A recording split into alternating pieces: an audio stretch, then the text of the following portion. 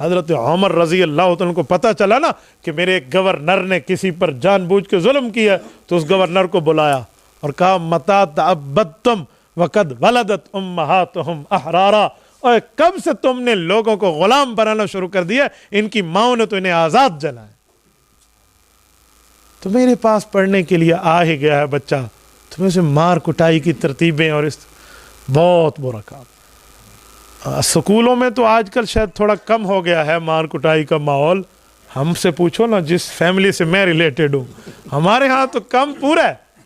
اور جب میں یہ باتیں بتاتا ہوں نا کہ بچوں کم مارے، خصوصاً ہمارے عزت اور احترام کے قابل قراء حضرات میرے مخالف ہونا شروع ہو جاتے۔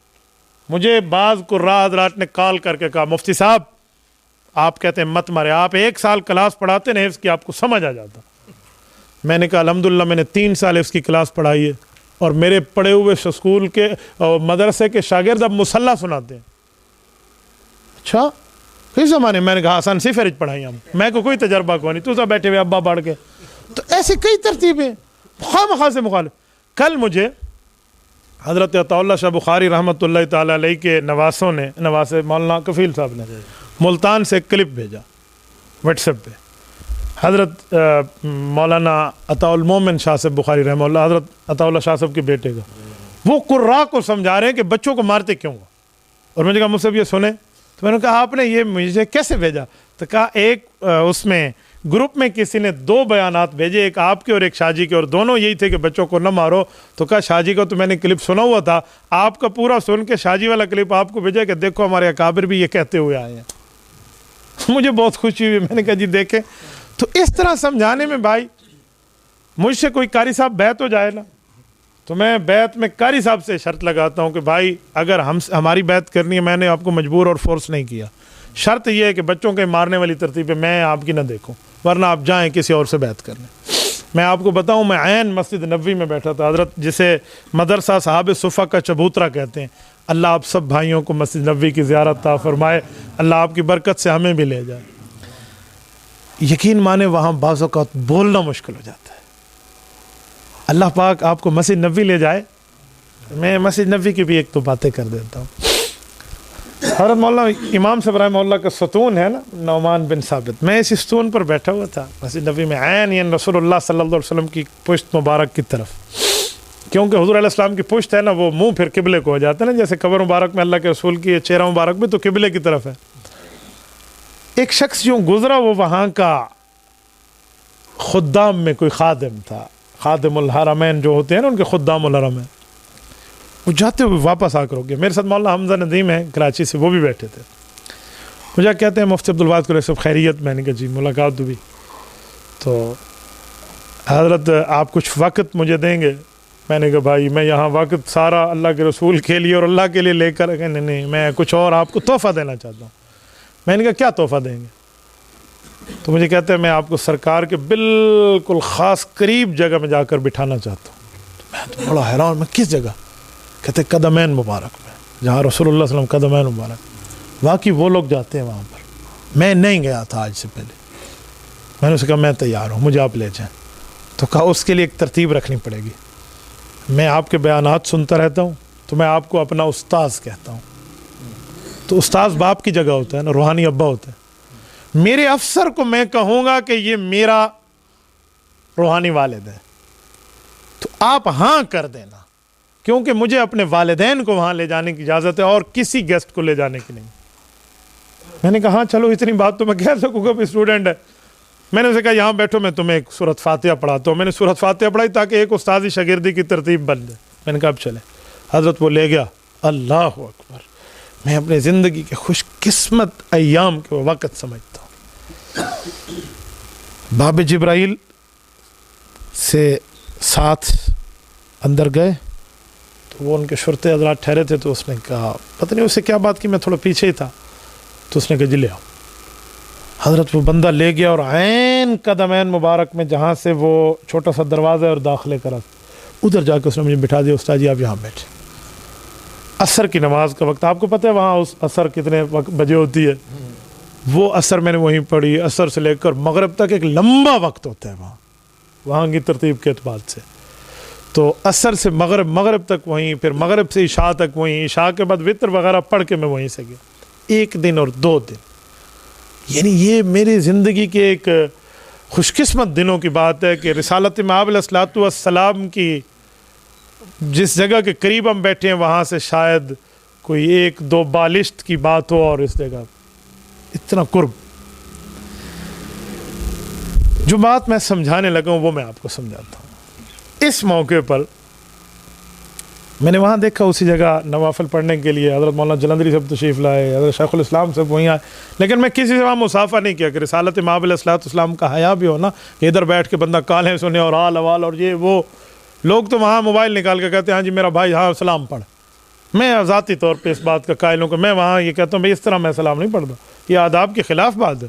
رسالت مآب علیہ السلام کی موجودگی میں نظریں جھک جاتی ہیں اور ادھر ہم موبائل بندہ نکال کے بیٹھا ہو. تو جو میں بات سمجھانے لگا ہوں، اس کے پیچھے جگہ ہے مدرسہ اصحاب صفہ کا چبوترا. میں ادھر بیٹھا ہوا تھا اور قرآن کریم کی تلاوت پوری ہوئی اور میں نے قرآن کریم کو اٹھ کر اوپر جو ایسے الماری وغیرہ بنی ہوتی اس میں رکھا، تو شاید میرے اٹھنے سے میری اس شکل سے کوئی پیچھے بیٹھا بندہ پہچان گیا. وہ اٹھ کے میرے ساتھ آ کے بیٹھ گیا، حالانکہ رش تھا. نے مجھے کہا کیا حال ہے؟ میں جی خیریت. میں نے اس کو ایسا بیہیویئر پیش کیا کہ میں آپ سے زیادہ بات نہیں کر سکتا رسالت مآب علیہ السلام کے اتنے قرب میں. انہوں نے مجھے کان میں کہا کہ مولانا میں نے آپ سے 1-2 بات کرنی ہے. میں نے کہا یہ باتوں کا وقت نہیں ہے، یہاں درود شریف پڑھو، باتیں جب یہاں سے نکلیں گے. انہوں نے کان میں کہا حضرت میں نے اسلامی لحاظ سے 1-2 بات پوچھنی ہے. پھر میرے دل میں خیال آیا کہ رسول اللہ صلی اللہ علیہ وسلم کے روزے پہ بیٹھ کے میں اسے کہوں میں تمہیں سوال کا جواب نہیں دیتا، اور ہو سکتا ہے اللہ رب العزت کو یہ ادا ناپسند آئے کہ معلم انسانیت کے سامنے بیٹھ کر بھی تو تعلیم دین سمجھانے میں بخل کرے. میں نے اس کو کہا بھائی آپ نے کیا پوچھنا ہے؟ کہ جی میں ادھر بیٹھ کے آپ سے ایک ہی بات پوچھتا ہوں، کیا واقعی امام اعظم ابو حنیفہ رحمۃ اللہ علیہ کی تحقیق حق ہے؟ وہ کہہ رہے تھے کہ میں غیر مقلد اور پتہ اپنی ترتیب کو بتا رہے تھے. یعنی قبلہ رخ بیٹھے ہیں آپ، عین مسجد نبوی میں بیٹھے ہیں، اصحاب صفہ کے چبوترے میں بیٹھے ہیں، رسالت مآب علیہ الصلوۃ والسلام کے قرب میں، تو آپ مجھے بتائیں. میں نے کہا جی میں قبلہ رخ ہوں، مسجد نبوی میں ہوں، نیک جگہ میں ہوں، اللہ کو حاضر ناظر جان کہتا ہوں، حضرت امام اعظم ابو حنیفہ رحمہ اللہ صحابہ کے شاگرد کی تحقیق حق ہے. کہتے میں نے بحث نہیں کرنی، بس یہ کہا جی ٹھیک، بس میں بھی آپ پر اعتماد کرتا ہوں. اگلی بات کہ میں نے بڑی بیانات آپ کے سنے ہوئے تھے، میں چاہتا تھا کہ اس موقع پہ اگر آپ کوئی نرمی جواب دیں گے تو سبھی. میں نے کہا نہیں، بندہ مذہب اور دین کیسے بدلتا ہے. کہتے میں نے بیعت کرنی ہے. میرے وہاں بیٹھے ہوئے بیعت ہوئی، کوئی نصیحت کر دے. میں نے کہا کرتے کیا ہو؟ انہوں نے کہا جی میں حفظ کا استاذ ہوں. جو میں مار کٹائی کی بات سنانے لگا تھا یہ پوری بات یہاں پر آئی ہے. میں نے کہا ہاں آپ سے پھر ہماری مجلس جمیں گی. میں نے کہا میں بھی آپ سے ایک بات کرتا ہوں. کہتے کیا؟ میں نے کہا وظائف تو میں آپ کو دیتا ہوں کہ آپ نے صبح شام کے وظیفے کیا پڑھنے ہیں، لیکن یہ مار کٹائی کی ترتیب جو بچوں کو آپ مارتے کٹتے ہو نا، یہ نہ کرنا. میں نے کہا بیعت فسخ کرنی ہے تو یہاں بیٹھے توڑ دو، اور بیعت قائم رکھنی ہے تو میری یہ پہلی شرط ہے.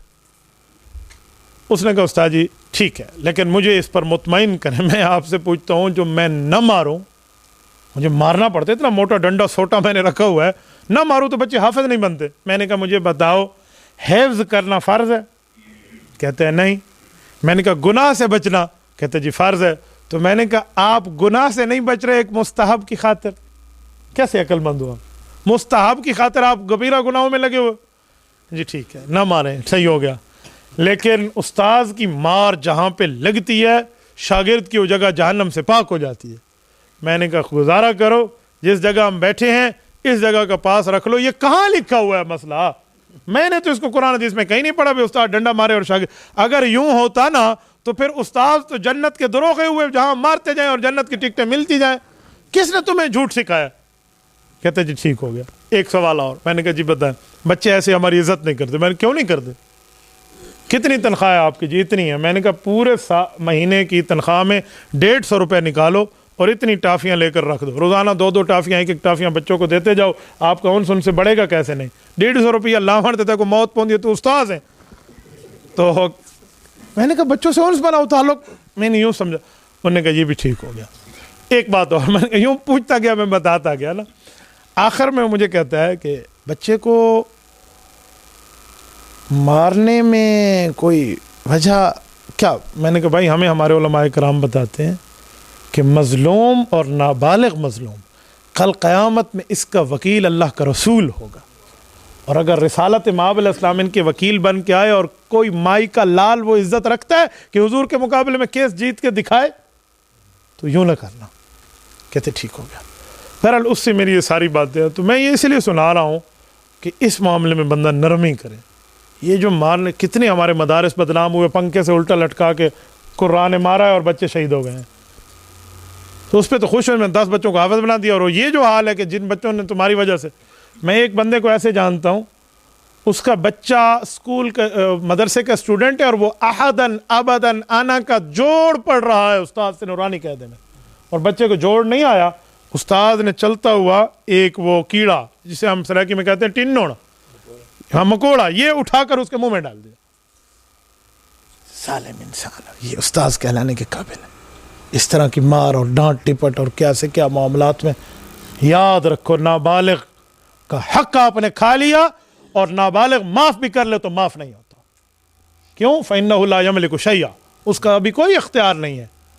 آپ قرآن کریم کی آیت دیکھیں، فَإِنْ آنَسْتُم مِّنْهُمْ رُشْدًا فَادْفَعُوا إِلَيْهِمْ أَمْوَالَهُمْ، قرآن کہتے ہیں ابھی تو اس میں رشد نہیں ہے، جب رشد آئے تو آپ اس کو دے سکتے ہیں، اس میں سمجھ بوجھ نہیں ہے۔ تو ہم اپنے شاگردوں کو، اپنے اسٹوڈنٹس کو، اپنے سامنے بیٹھنے والوں کو اتنا کمتر نہ سمجھیں کہ ہم مار مار کے معاملات خراب کر دیں، ہم ان کی محبت رکھیں۔